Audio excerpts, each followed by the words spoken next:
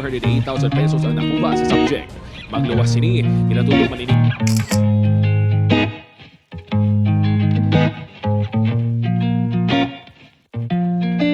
Panibago nga uso diri sa amon baryo, may bagong pungko kag mga proyekto. Pero damo ang hindi gusto nga maupod sa pelikula ya, kaysa eksena puro bida, wala sang kontrabida. Panibago nga uso diri sa amon baryo, may bagong pungko kag mga proyekto. Pero damo ang hindi gusto nga maupod sa pelikula ya, kaysa eksena puro bida, wala sang kontrabida.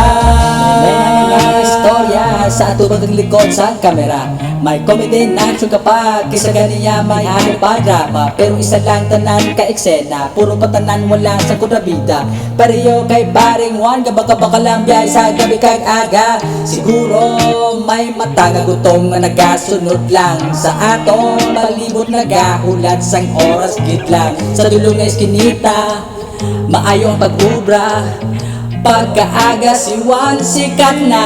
Panibago nga uso diri sa amon baryo, may bagong pungko kag mga proyekto. Pero damo ang hindi gusto nga maupod sa pelikula ya, kaysa eksena puro bida, wala sang kontrabida. Panibago nga uso diri sa amon baryo, may bagong pungko kag mga proyekto. Pero damo ang hindi gusto nga maupod sa pelikula ya, kaysa eksena puro bida, wala sang kontrabida.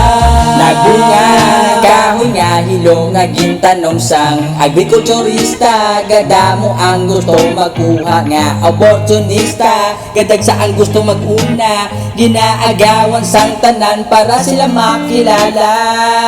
Damo na sang biktima sang sistema nga ni, di makakita ang hustisya kung ultimo ka lang be. Tapak-tapakan ka, ubrahan ka istorya, arang direktor, arang ang bida, buo ng pelikula.